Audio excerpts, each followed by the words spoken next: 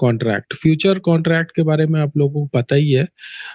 जैसे कि मैं फिर से रिवाइज कर देता हूँ, काफी टाइम हो गया। जैसे कि मैंने बताया था, there are 4 types of derivative, future forward options and swap, जहाँ पे हम लोग ने अभी तक फॉरवर्ड कॉन्ट्रैक्ट और फ्यूचर कॉन्ट्रैक्ट को डिस्कस किया हुआ है। फॉरवर्ड में मैंने बताया था कि वो ऐसा कॉन्ट्रैक्ट होता है जिसके लिए आपको स्टॉक एक्सचेंज में जाने की जरूरत नहीं है, ओवर द काउंटर डेरिवेटिव है। आप दो पार्टीज मिलते हैं और आपस में कंडीशंस तय करते हैं और कॉन्ट्रैक्ट कर लेते हैं। लेकिन फ्यूचर में ऐसा कुछ नहीं है। फ्यूचर में आपको कॉन्ट्रैक्ट करने के लिए आपको स्टॉक एक्सचेंज में जाना होगा और उधर स्टॉक एक्सचेंज की जो भी गाइडलाइंस होंगी, जो भी रूल्स होंगे, उसको फॉलो करते हुए आप उधर ट्रेडिंग कर सकते हैं। आपको दूसरी पार्टी के पास जाने की जरूरत नहीं है। अगर आप बायर हो तो आपको सेलर के पास जाने की जरूरत नहीं है, आपको सेलर हो तो आपको बायर के पास जाने की जरूरत नहीं है। आपको स्टॉक एक्सचेंज जाना है और वहां पर ट्रेडिंग करनी है। ठीक है, तो ये सारी चीजें हम लोग पहले डिस्कस कर चुके हैं। फ्यूचर कॉन्ट्रैक्ट होते क्या है, अभी इनका यूज क्या है फ्यूचर कॉन्ट्रैक्ट का, वो देखते हैं। कैसे यहाँ पर हेजिंग कर सकते हैं, हेजिंग से मतलब है कैसे आप अपने रिस्क को यहाँ पर कम कर सकते हो। जो कि जैसे अब मैं ट्रेडिंग कर रहा हूँ, मैंने स्टॉक कुछ कुछ शेयर खरीद रखे हैं, कहीं पर इन्वेस्ट कर रखा है, और वहां पर बहुत सारे रिस्क इन्वॉल्व होते हैं। अगर मैं शेयर मार्केट में हूँ, अगर मैंने स्टॉक खरीदे हुए हैं, शेयर्स खरीदे हुए हैं, तो वहां पे रिस्क होता है कि भाई कहीं प्राइस कम ना हो जाए। ठीक है, अगर मैं बायर हूँ, अगर मैं सेलर हूँ, तो मुझे लगता है कि प्राइस कहीं कम ना हो जाए। तो वो सारे रिस्क को कम करने के लिए मैं हेजिंग को यूज कर सकता हूँ। कैसे, वो देखते हैं। Hedging is one of the most important and practical applications of futures in of futures is hedging. In the event of the adverse market movements, hedging is a simple work around to protect your trading position from making a loss. ठीक है, तो आप अपने जो भी trading आपने की हुई है उसको प्रोटेक्ट करने के लिए आप हेजिंग कर सकते हैं। कैसे, वो हम लोग आगे देखेंगे।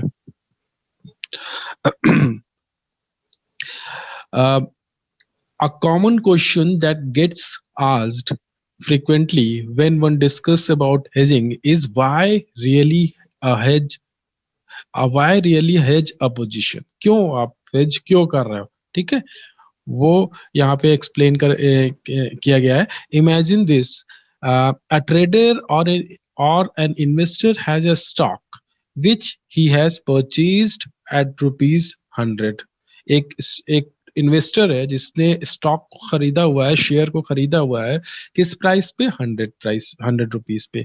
Now he feels the market is likely to decline. अभी उसको ऐसा लग रहा है कि मार्केट अभी गिरने वाली है, प्राइजेस अभी कम होने वाले हैं, and so would his stock. ठीक है, मार्केट गिरने वाली है, उसका स्टॉक, उसका जो शेयर है, उसके भी प्राइसेस कम होने वाले हैं। 100 रुपए में उसने खरीदा, अभी उसको लग रहा है कि मार्केट गिरने वाली है। ठीक है, given this he can choose to do one of the following. तो वो उसके पास क्या ऑप्शन होते हैं। पहला ऑप्शन क्या होगा, टेक नो एक्शन, कोई एक्शन लेने की जरूरत नहीं है। आपने जो खरीदा है आप उसी पोजीशन पे रहिए, प्राइजेस कम होते हैं, कम होंगे धीरे धीरे, फिर आप ये सोच के कुछ नहीं करते हो कि वापस फिर से प्राइस बढ़ेंगे। ठीक है, एक तो ये चीज हो गई, आप ऐसा कर सकते हो। दूसरी चीज आप क्या करोगे, सेल कर दोगे, बेच दोगे। आप आपने जो 100 रुपए में खरीदा, 100 रुपए में इस करंट जो प्राइस है 100 रुपए है, 100 रुपीज है, और अभी आपको लग रहा है कि प्राइस गिरेंगे, कुछ न्यूज आती है या कुछ ऐसा मार्केट में कुछ इस तरह से आप न्यूज आ रही है कि आपको ऐसा लग रहा है कि मार्केट पूरी गिरने वाली है। ठीक है, या वो उस पर्टिकुलर इंडस्ट्री के शेयर गिरने वाले हैं, या फिर उस पर्टिकुलर कंपनी के शेयर गिरने वाले हैं। आपने क्या किया कि सेल कर दिया, उसको बेच दिया। ठीक है, आपको ऐसा लग रहा है गिरने वाले, आपने बेच दी। ये दूसरी चीज आप ये कर सकते हो। तीसरी चीज क्या कर सकते हो, हेज कर सकते हो। ठीक है, आप वो अपनी पोजीशन को रिटेन करोगे, मतलब उसी पोजीशन पे रहोगे, और साथ साथ पे एक दूसरी उसके अपोजिट आप दूसरा एक ट्रेड कर लगा दोगे। उसके अपोजिट जो भी ट्रेड होगा वो आप दूसरा ट्रेड, वो कैसे करेंगे अभी हम लोग आगे देखते हैं। फिर पहले जो दोनों ऑप्शन है उसको डिस्कस कर लेते हैं, फिर हेज पे आएंगे। ठीक है, तो अभी क्या किया मैंने, फर्स्ट ऑप्शन के साथ में गया। मैंने क्या किया, मैंने वो उस कुछ भी नहीं किया, टेक नो एक्शन, ठीक है। वहां पर क्या होगा? Firstly let us understand what really happens when the trader decides not to hedge. Imagine the stock you invested declined from 100 to, let us say, rupees 75. We will also assume eventually, uh, as time passes by, the stock will bounce back to 100 rupees, ठीक है। अभी मैंने कुछ नहीं किया, मुझे ऐसा लग रहा है कि वो 100 रुपए वापस हो जाएगा, ठीक है। स्टॉक का प्राइस 100 रुपीज था, आपने 100 में खरीदा, और फिर आपको लगा कि प्राइसेस कम होंगे, लेकिन आपने कोई एक्शन नहीं लिया, कुछ भी नहीं किया, और प्राइसेस गिरे, कम हुए, और वो 75 तक चला गया। तो मूवमेंट कितना हुआ? 25% का, ठीक है, 100 से 75। अभी मैं ये सोच रहा हूँ कि वापस वो 75 से 100 आएगा, ठीक है। अ, मेरा प्रिडिक्शन यही है कि भाई फ्यूचर में जो है वो फिर वापस 100 रुपीज आ जाएगा, ठीक है। मगर क्या ये ऐसा पॉसिबल है? क्या इतना आसान है ये चीज हो पाना? ठीक है, इतना आसान नहीं है, ठीक है। क्योंकि अभी जो मूवमेंट था, जो अभी इस समय जो मूवमेंट था, वो 25% का मूवमेंट था, यानी 100 से 75 पहुंचने में कितना मूवमेंट था? 25% का मूवमेंट है। लेकिन 75 से वापस 100 पहुंचने में जो मूवमेंट है, अपवर्ड जो मूवमेंट है, उस कितना चाहिए होगा? 33.33%, ठीक है। तो वो चीज थोड़ा इतना आसान नहीं होगा, ठीक है। 25% का मूवमेंट जितना आसान नहीं होगा, ठीक है, क्योंकि उसको ज्यादा मूव करना पड़ेगा अपवर्ड साइड, तभी वो वापस फिर 100 रुपीज पे आएगा वो प्राइस, ठीक है। तो इसलिए ये चीज इतनी आसान नहीं है कि जितनी तेजी से वो गिरा है, या उससे ज्यादा तेजी से वो इंक्रीज होगा, ठीक है। वही वही बात है, ये सारी चीजें क्या है? प्रिडिक्शन है। हो भी सकता है, नहीं भी हो सकता है, लेकिन पॉसिबिलिटी यहाँ पर कम है वापस उसको 100 रुपीज आने में। वो और बहुत ज्यादा टाइम भी ले सकता है, ठीक है। तो ये यहाँ पर एक प्रॉब्लम है अगर आप कोई एक्शन ना लो तो। आगे देखते हैं। अभी अब मैं दूसरे ऑप्शन के साथ गया क्या? But what about the second option? Well, the second option where the investor sells the position and buy back the same at the later stage require one to time the market, which is not something easy to do, ठीक है। यहाँ पे ये बोल रहे हैं कि आपने क्या किया? जो करंट जो पोजीशन है 100 रुपीज पे आप हो, आपने उसी पर आपने बेच दिया, ठीक है। आपको लग रहा है कि प्राइसेस कम होंगे, आपने वहीं पर उसी पोजीशन पे आपने उस स्टॉक को बेच दिया, ठीक है। और क्या सोच के बेचा? कि वापस फ्यूचर में जब प्राइसेस कम होंगे तो फिर मैं उसको खरीद लूंगा, ठीक है। तो लेकिन क्या वो चीज वही बात है, वहां पर भी वापस वो वाली पोजीशन फिर लेना क्या इतना आसान है? हो सकता है आपका प्रिडिक्शन गलत हो जाए और प्राइसेस बढ़ जाए, 100 का 125 या 150 हो जाए, और फिर आप वापस उस पोजीशन पे ना पहुंच सको, ठीक है। ये भी पॉसिबिलिटी है।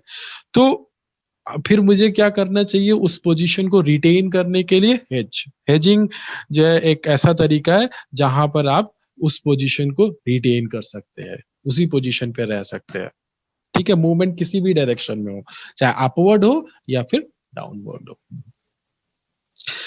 For all these reasons hedging makes sense. एक second. For all these reasons hedging makes sense, as he is virtually uh, insulate the position in the market and is therefore becomes indifferent to what really happens in the market. It is like taking vaccine shot against a virus. Hence, when the trader hedges, he can rest assured to adverse movement in the market will not affect his position. तो अगर आप hedging कर रहे हो तो hedging कैसा? एक vaccine की तरह होता है। मतलब आप उस पोजीशन में, जिस पोजीशन में आप पहले थे, उसी पोजीशन को आप बना के रखोगे, चाहे वो मार्केट में कैसा भी मूवमेंट हो, चाहे आपने जैसा प्रेडिक्ट किया है वैसा मूवमेंट हो रहा है, यानी आपके आपके साथ मूवमेंट हो रहा है या आपके अगेंस्ट मूवमेंट हो रहा है। किसी भी कंडीशन में आप जिस पोजीशन पे आज हो उसी पोजीशन में फ्यूचर में रहोगे हेजिंग के थ्रू। ठीक है।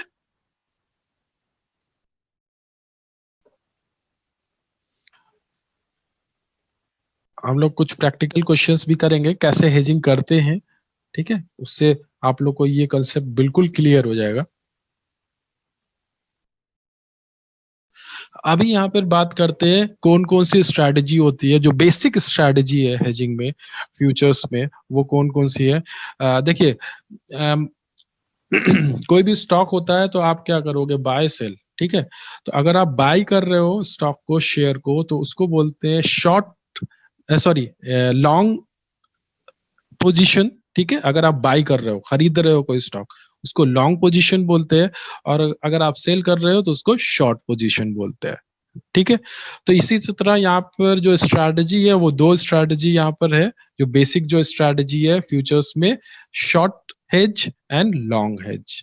मतलब अगर आप सेल कर रहे हो तो शॉर्ट हेज, अगर आप बाय कर रहे हो तो लॉन्ग हेज। ठीक है, a short hedge is one where a short position is taken. ठीक है, यहाँ पर शॉर्ट हेज हेज से मतलब है जब मैं शॉर्ट पोजीशन ले रहा हूं, यानी कि मैं सेल कर रहा हूं। ठीक है, अगर मैं सेल कर रहा हूं तो उसको बोलते हैं शॉर्ट पोजीशन। ठीक है, a short hedge is one where a short position is taken on a future contract. It is typically appropriate for a hedger to use when an asset is expected to be sold in the future. कब करते हैं, जब आप ये सोच रहे हो कि भाई आप फ्यूचर में उसको बेचने वाले हो। ठीक है, फ्यूचर में उस स्टॉक को, उस शेयर को बेचने वाले हो। ठीक है, तो आपको अगर अभी आप इस समय 100 रुपए है, आप सोच रहे हो आज से 3 महीने के बाद या 1 महीने के बाद आप उस स्टॉक को, शेयर को बेच दोगे, और आपको सपोज जो 100 रुपीज में ही बेचना है। ठीक है, और आपको लग रहा है कहीं प्राइसेस कम ना हो जाए, तो आप उसको हेज कर सकते हैं, शॉर्ट पोजीशन ले सकते हैं, जिससे आप फ्यूचर में भी आपको उतना ही प्राइस मिल जाएगा। ठीक है। when an asset is expected to be sold in future. Alternatively, it can be used by speculator who anticipate that price of a contract will decrease. ठीक है, एक तो चीज हो गई कि आपने क्या किया, पोजीशन, शॉर्ट पोजीशन ले ली, शॉर्ट हेजिंग की, किस लिए, कि आपको फ्यूचर में बेचना है शेयर को। या फिर आप सपोज कोई स्पेकुलेटर है, स्पेकुलेटर से मतलब जो शॉर्ट टर्म में पैसे कमाते हैं। ठीक है, वो जो बहुत कम टाइम के लिए ट्रेडिंग करते हैं और उसमें पैसे रिटर्न अर्न करना चाहते हैं, उनको स्पेकुलेटर बोलते हैं। तो जो स्पेकुलेटर जिसने एंटिसिपेट किया कि भाई फ्यूचर में प्राइसेस गिरेंगे आज से 1 महीने, 2 महीने या 3 महीने के टाइम पे, बट कोई स्टॉक है उसका प्राइसेस गिरने वाले हैं, उसने ये प्रेडिक्ट किया, तो वो शॉर्ट पोजीशन ले सकता है, से उसके थ्रू वो प्रॉफिट अर्न कर सकता है। ठीक है, यानी कि कुल मिला के यहाँ पे कहने का मतलब है, जो शॉर्ट पोजीशन है उससे मतलब क्या है, अगर मैं, मेरा प्रेडिक्शन ये है कि फ्यूचर में प्राइसेस गिर जाएंगे। ठीक है, अगर मैं बियरिश, मेरा अप्रोच है, मुझे लग रहा है कि फ्यूचर में प्राइसेस गिरेंगे, तो मैं शॉर्ट पोजीशन के लिए जाऊंगा या शॉर्ट हेजिंग करूंगा। ठीक है, उसके बाद लॉन्ग की बात करते हैं, उसका अपोजिट कर दो। अगर मुझे लग रहा है कि प्राइसेस बढ़ने वाले हैं तो मैं लॉन्ग पोजीशन लूंगा, लॉन्ग हेज के साथ जाऊंगा। A long hedge is one where a long position is taken. ठीक है, on a future contract. It is typically appropriate for a hedger to use when an asset is expected to be bought in future. जब मुझे लगता है कि मैं future में कोई स्टॉक, कोई शेयर खरीदूंगा, मुझे ऐसा लगता है कि मेरे पास अभी सपोज मेरे पास इतना फंड नहीं है, मुझे आज से 2 महीने के बाद फंड मेरे पास आ, मुझे मिल जाएगा, और मुझे स्टॉक कोई लेना है, कोई शेयर लेना है। ठीक है, आज जो प्राइस है वो मेरे लिए सही है प्राइस, मुझे ऐसा लग रहा है कि अगर मैं 1 महीने वेट करूंगा तो उस स्टॉक, उस शेयर का प्राइस बढ़ जाएगा, तो मैं आज के प्राइस को फिक्स करने के लिए मैं लॉन्ग पोजीशन ले सकता हूँ। ठीक है, मैं आज अगर लॉन्ग पोजीशन ले लूंगा तो जितना भी प्राइस बढ़ता है वो मेरा प्रॉफिट होगा, मैं उस लॉन्ग पोजीशन से वो प्रॉफिट अर्न कर लूंगा, और मुझे, और आज से 1 महीने के बाद वो स्टॉक मुझे आज के प्राइस पे मिल जाएगा। ठीक है, तो वही चीज यहाँ पर बताया गया है. A long hedge is one where an long position is taken on a futures contract.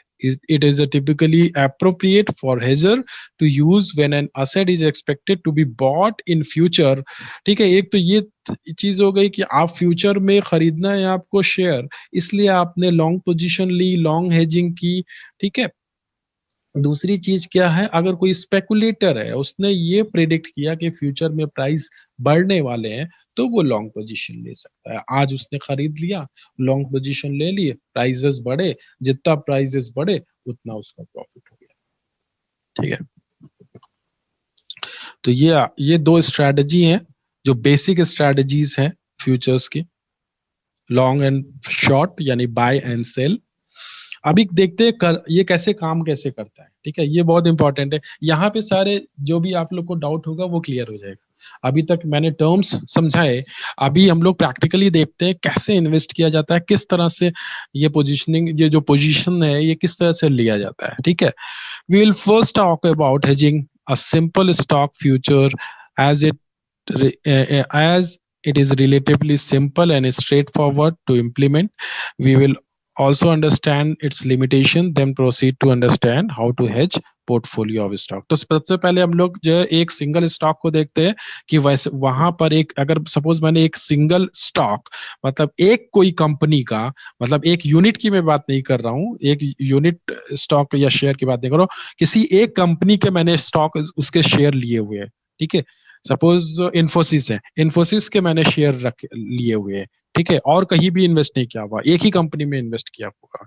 तो वहां पर कैसे हेजिंग करते हैं. Imagine you have bought 250 shares of Infosys. ठीक है. 250 शेयर मेरे पास है इन्फोसिस के. एट द रेट कितना रेट चल रहा है, 2284 रुपीज, 2284 उसका प्राइस चाहे इस समय. ठीक है.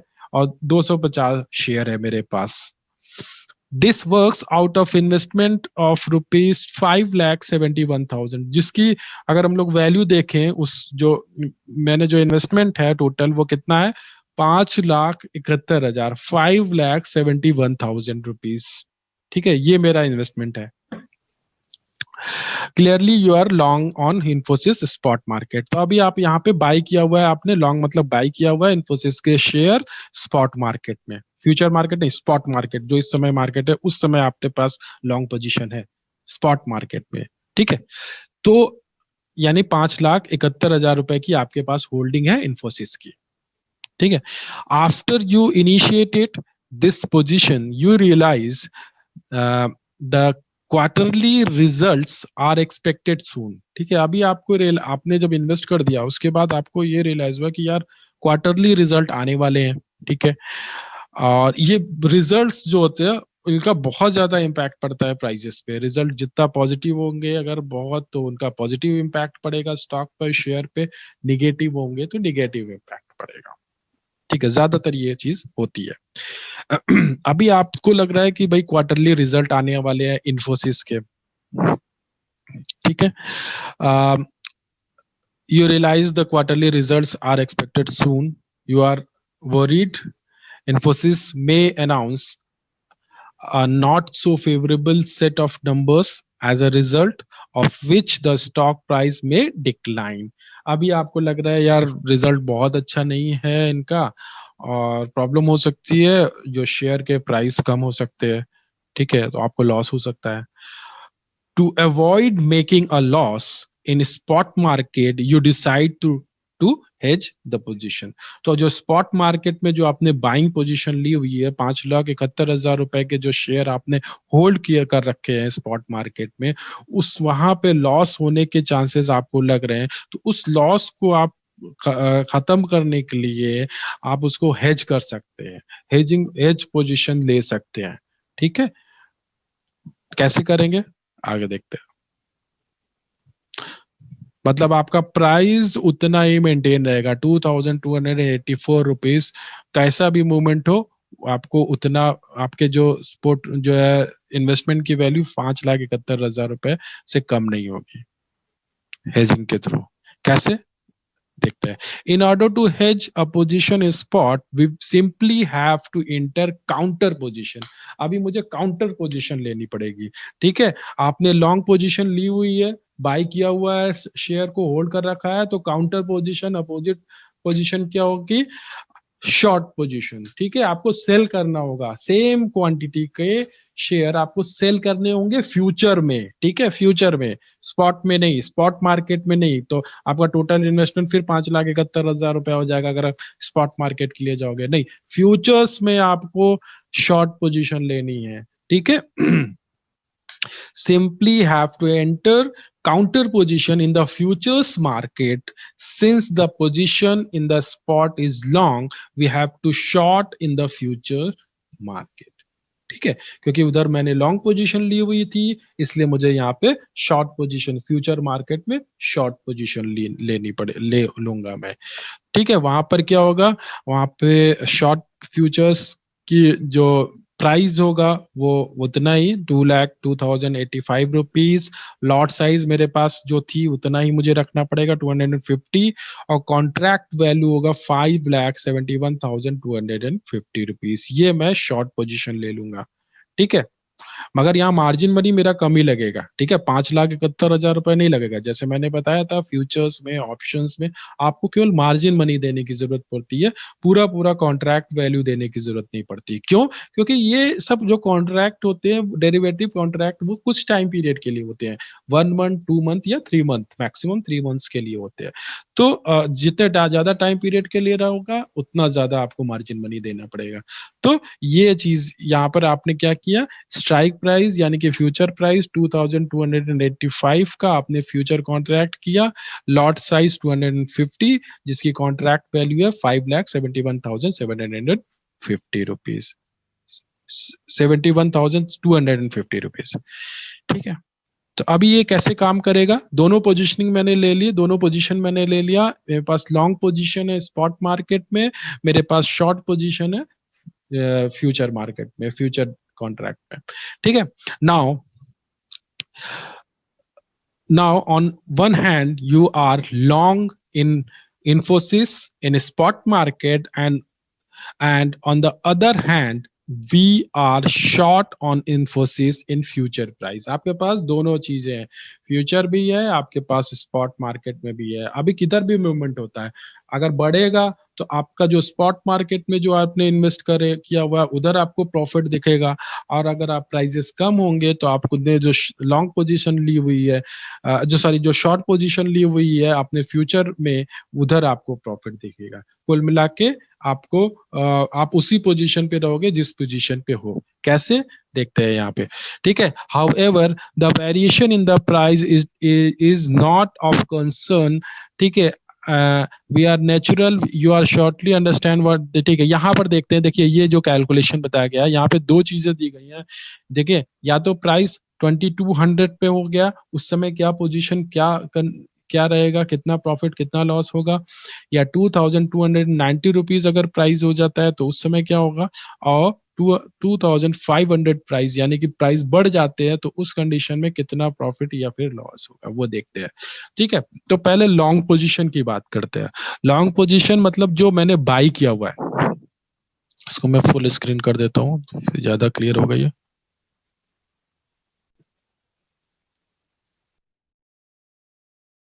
हाँ यहाँ पर देखिए प्राइस था 2284 रुपीज, 85 रुपीज था, ठीक है।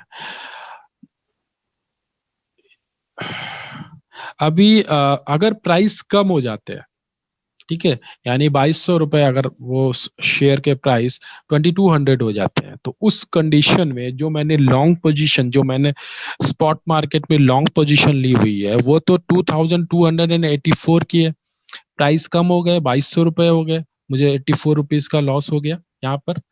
मगर जो मैंने शॉर्ट पोजीशन ली रखी है 2285 रुपीज की, उधर तो मुझे फायदा हो गया ना 85 रुपीज का, क्योंकि मैंने शॉर्ट पोजीशन ले रखी है। शॉर्ट पोजीशन का मतलब आपने सेल किया हुआ है, तो जैसे जितने प्राइजेस कम होंगे वो आपका प्रॉफिट होगा।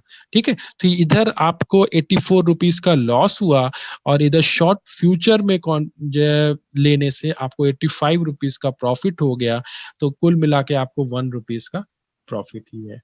ठीक है, मतलब कुल मिला के लगभग लगभग आप उसी पोजीशन पे हो जहां पर पहले थे। अगर प्राइस 2290 हो जाता है तो उस कंडीशन में +6 -5 वही चीज। ठीक है, प्राइजेस बढ़े, जो आपका लॉन्ग पोजीशन थी 84 की, 2284 की, उससे प्राइजेस बढ़ गए, यानी 6 रुपए का आपको प्रॉफिट हुआ जो आपकी होल्डिंग थी उस पे। मगर जो आपने शॉर्ट पोजीशन ली रखी थी उधर तो लॉस हो गया। क्यों? क्योंकि प्राइजेस बढ़ गए। ठीक है, शॉर्ट पोजीशन में प्राइजेस बढ़ते हैं तो आपका लॉस होगा। तो वहां पे कितना लॉस हुआ? 5 रुपए का लॉस हुआ। कुल मिला के जो नेट प्रॉफिट एंड लॉस है वो +1 है, यानी 1 रुपीज का प्रॉफिट। इसी तरह अगर प्राइजेस और बढ़ जाते हैं और बहुत ज्यादा बढ़ जाते हैं, यानी कि 2500 हो जाता है, तो उस कंडीशन में जो आपने स्पॉट मार्केट में बाई किया हुआ है, शेयर को होल्ड कर रखा है, वहां पे 260 का आपको प्रॉफिट दिख रहा है, प्रॉफिट मिल रहा है। मगर आपने शॉर्ट पोजीशन भी ली रखी है फ्यूचर्स में, तो उसकी वजह से आपको 250 रुपीज का इधर लॉस हो रहा है। ठीक है, और अल्टीमेटली आपको अगर मैं आखिर में देखूं तो 1 रुपीज का इधर प्रॉफिट ही होगा। ठीक है, तो कुल मिला के हेजिंग करने से क्या हुआ, मेरा मैं उसी पोजीशन पे हूं जो पोजीशन में मैं पहले था। ठीक है, और मैंने जो प्राइस कम होने के रिस्क को मैंने खत्म कर दिया। ठीक है, अब ये फ्यूचर में प्राइसेस कितने भी कम होते हैं, कोई भी मूवमेंट होता है, मैं उसी पोजीशन को मैं रिटेन कर पाऊंगा, मेंटेन कर पाऊंगा उसी पोजीशन को, जिस पोजीशन में आज हूं।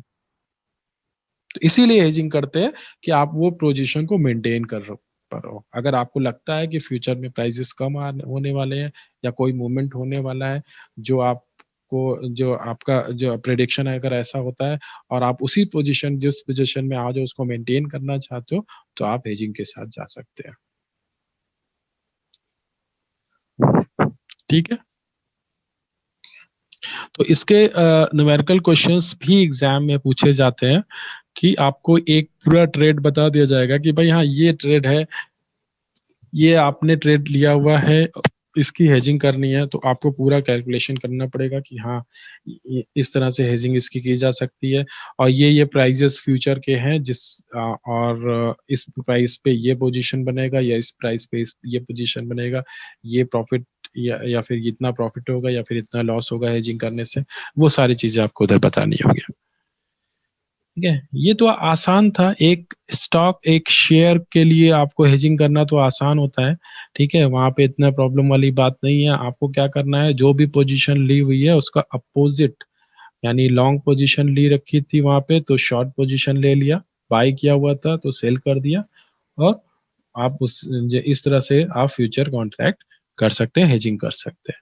अभी पोर्टफोलियो की बात करते हैं। पोर्टफोलियो में प्रॉब्लम क्या होती है, एक जगह इन्वेस्ट नहीं किया हुआ होता, मैं कई जगह कई शेयर में इन्वेस्ट कर लिए होता है। तो वहां पे दिक्कत ये होती है कि कैसे उस चीज को मेंटेन किया, कैसे उसको हेज किया जाए। ठीक है, तो वहां हम लोग बीटा को यूज करते हैं। बीटा के थ्रू हम लोग जो है जो भी हेजिंग होता है वो करते हैं। बीटा आप लोग को आइडिया होगा ही, आप लोगों ने पढ़ा होगा थर्ड सेमेस्टर में बीटा। तो वो उसकी इम्पोर्टेंस यहाँ पर पोर्टफोलियो में बहुत ज्यादा है, बीटा की इम्पोर्टेंस। ठीक है, जैसे आप लोग को पता है मार्केट का बीटा हमेशा कितना होता है? 1 होता है।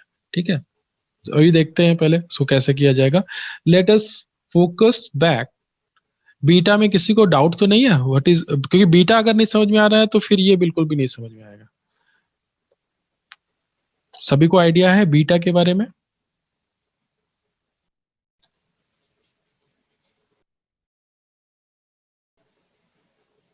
हम्म, कोई बता सकता है व्हाट इज बीटा?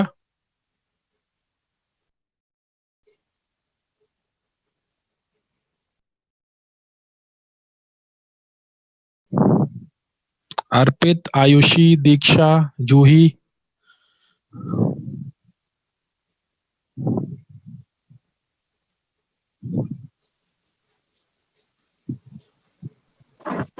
सर जो स्टॉक में फ्लक्चुएशंस होते हैं उनको मेजर करने के लिए यूज करते हैं।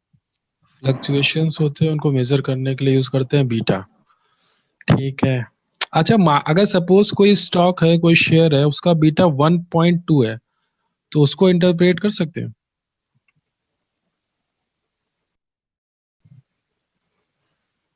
सपोज कोई शेयर है, उसका 1.2 बीटा है, तो उसका मतलब क्या है?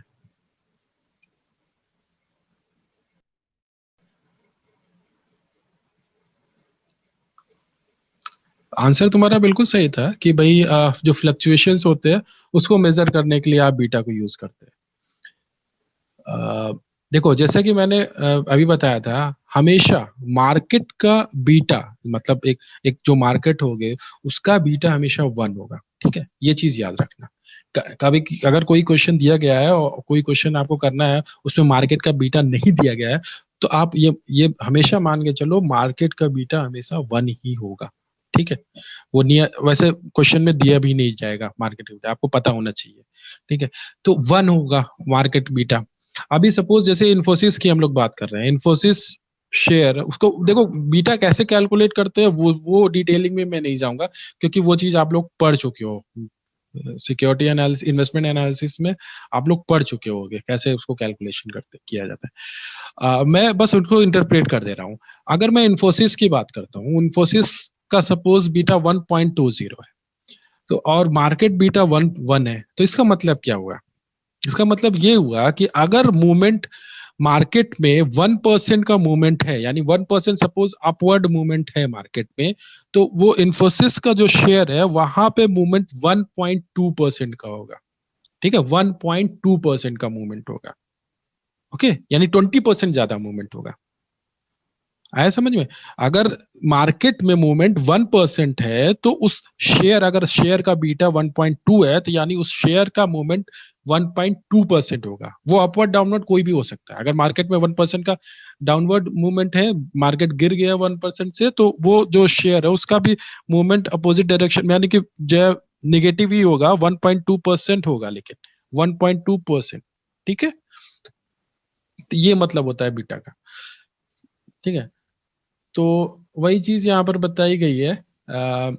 Do recall there are two types of, जैसे मैंने आप लोग को पता ही है, there are two types of risk, systematic and unsystematic. When we have a diversified portfolio, we have naturally minimizing the unsystematic risk। ये तो आप लोग को पता होगा, आप लोग मिनिमाइज अनसिस्टमैटिक रिस्क को ही कर सकते हैं।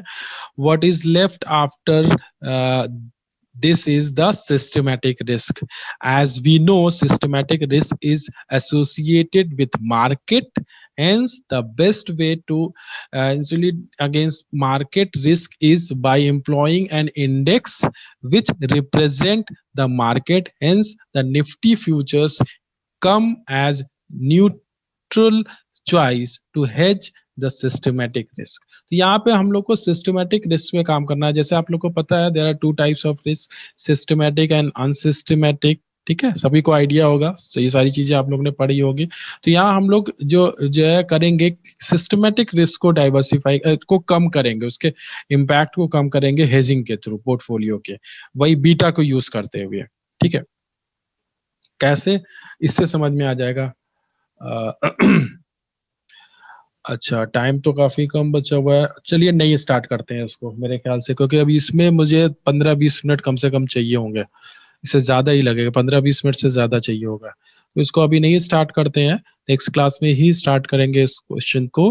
बाकी आप लोग थोड़ा सा रिवाइज कर लेना, जो आप लोग का जो भी आप लोग ने पिछले सेमेस्टर में पढ़ा था।